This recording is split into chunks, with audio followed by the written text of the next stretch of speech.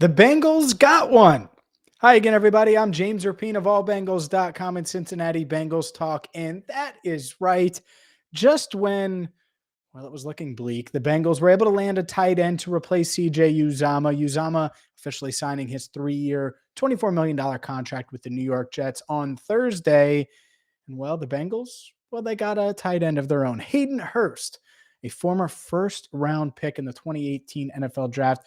They signed him to a 1-year deal, according to his agency. And I got to be honest with you, I like the signing. It's a 1-year deal. Haven't seen the money yet, but you got a 6'4" tight end that can run, a 4.6.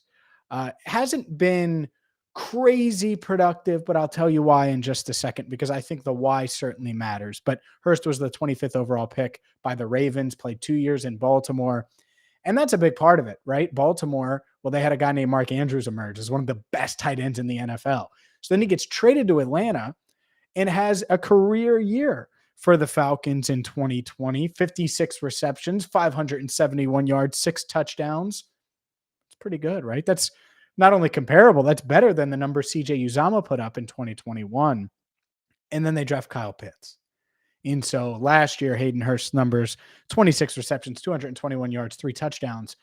But let's be honest here. The Bengals don't need him to be Superman. They don't need him to be a wild, crazy, leader and all these tight end statistics. Not at all. I mean, Uzomah had 5 touchdowns this past year, didn't eclipse 500 yards. So to me, this was the ideal signing. OJ Howard was gone. Tyler Conklin, who the Bengals were interested in, was gone.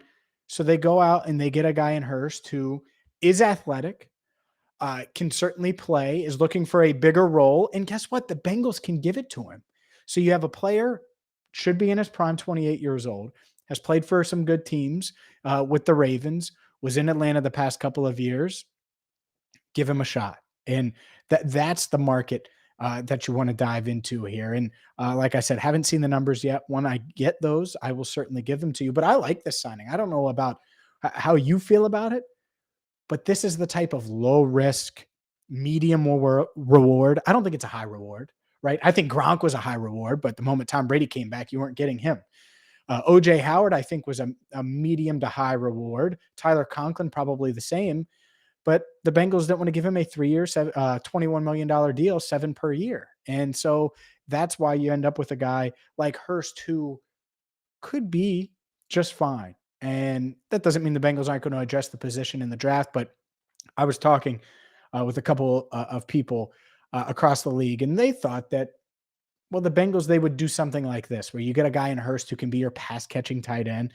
And then Drew Sample, who is going into year 4 now, the final year of his rookie deal, he's going to have to block a little bit more. And that doesn't mean Hurst can't block. He's certainly capable, but he's more of a pass catching threat. And I do think that from that perspective could be a factor for the Bengals on offense. So overall, I like the signing. I think that when you see guys like this, first round picks, well, why hasn't he delivered the way they had hoped? Well, Mark Andrews was better than I think anybody expected.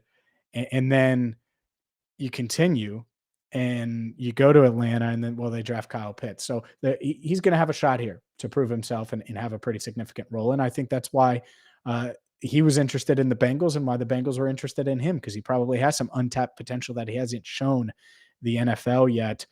So that's everything on Hayden Hurst. I'm trying to think and see if there's anything else. 28 years old, Jacksonville, Florida native, went to South Carolina, for those wondering about that. But for career numbers, 125 receptions, 1,304 yards, averages just over 10 yards a catch, 12 touchdowns. So we'll see.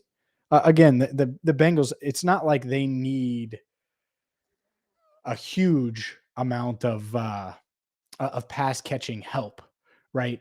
But you want a capable pass catcher at tight end, especially with Joe Burrow, because he likes throwing to the tight end. Other quick notes: Ted Karras officially signed a 3-year deal.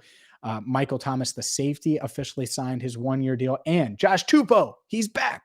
The Bengals defensive tackle signed a 2-year contract with the team. I know we're going to hear from Ted Karras on Friday. Not sure who else, but yeah, suddenly a lot of action happening. And Lyle Collins is out there. He's free. He's available.